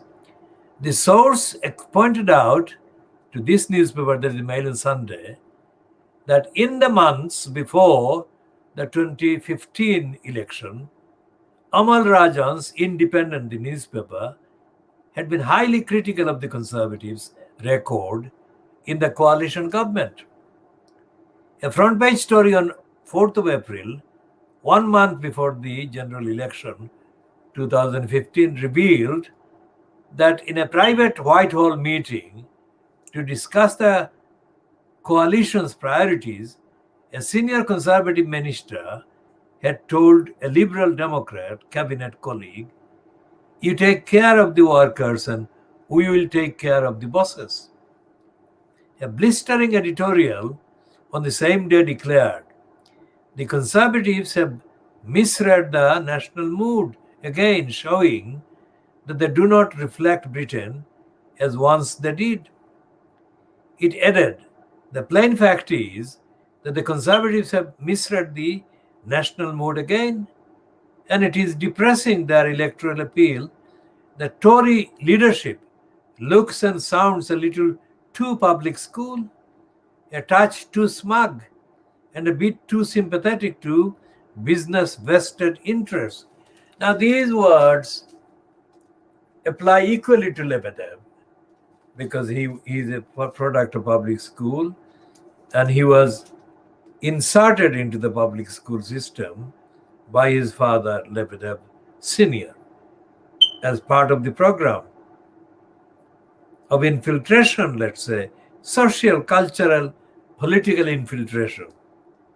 And Lebedev is shamelessly infiltrating. So what happened was that on the 6th of April 2015, the Independent criticized the Conservatives, and on the 5th of May, the day before the election, or on the day of the election, it changed completely and supported the Conservatives. And the reason why this happened was because, according to this piece, Rajan had got Cameron to agree to meet Lebedev. This is the picture of Lebedev there with Cameron. And the grinning moron there.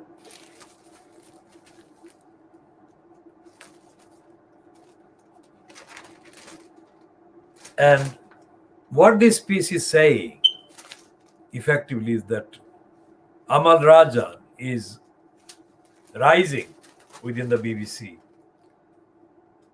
now.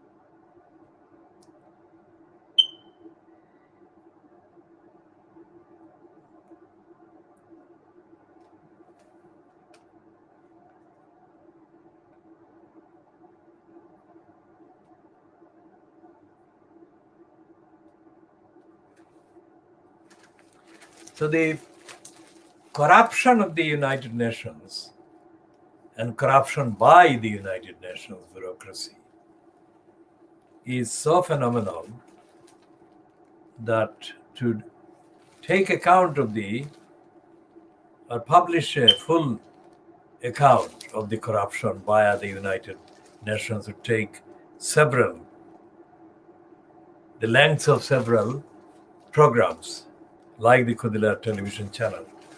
Now, I think on this edition, we are now just over 2 hours since we started, and we shall be continuing in later editions.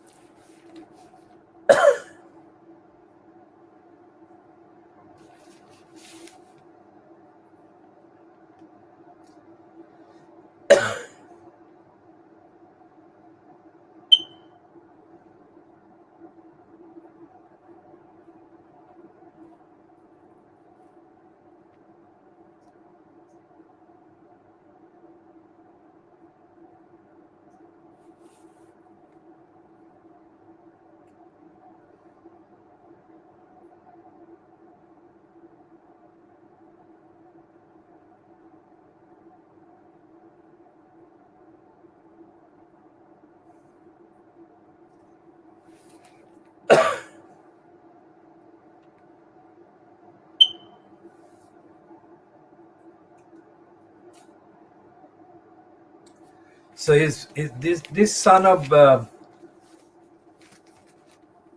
the actress and now former MP,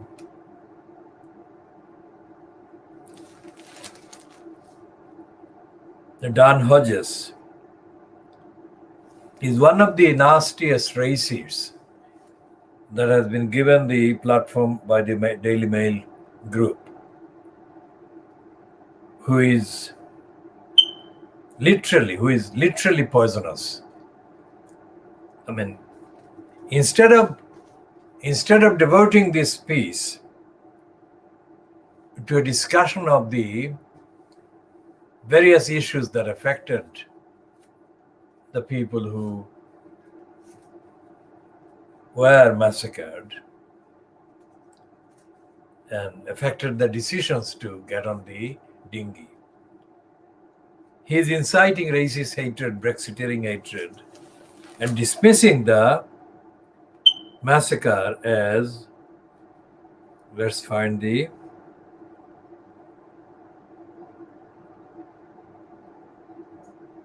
yes, he's talking about a racist conservative,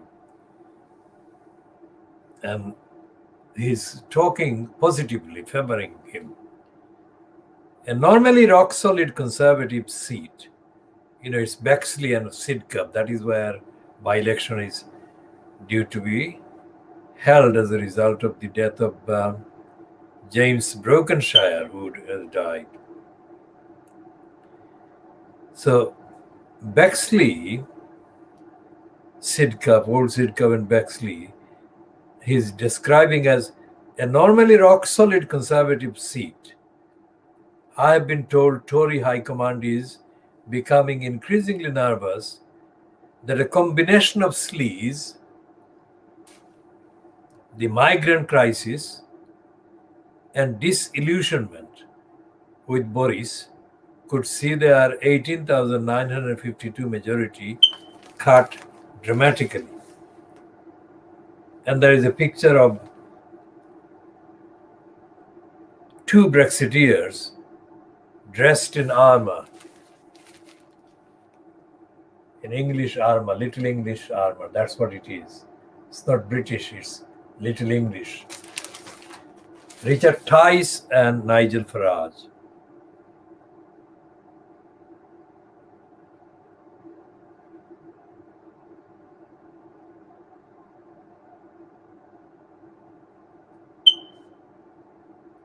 And this is full of, this son of Glenda Jackson's. Glenda Jackson was a Labour MP, of course. He's forever looking for excuses to sort out at the opponents of the Conservatives, opponents of Brexit, and opponents of racism.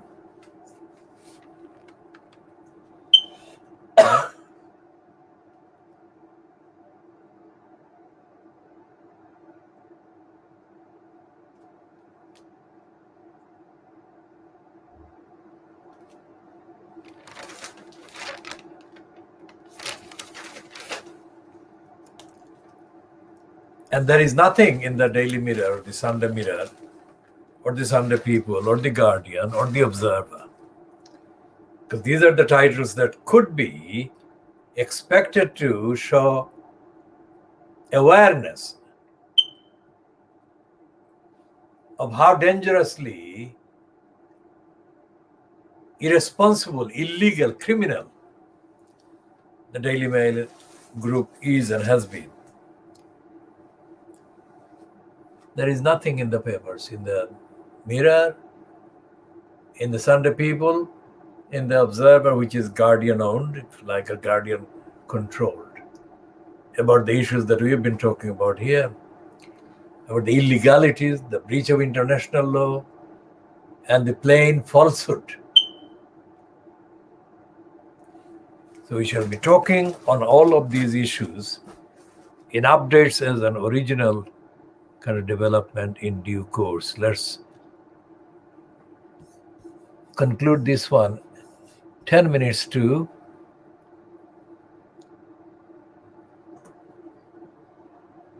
10 minutes to the hour, that is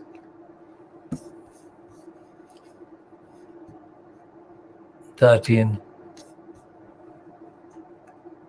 So 18:50 now. So there's 10 minutes to the hour, 1900 hours GMT.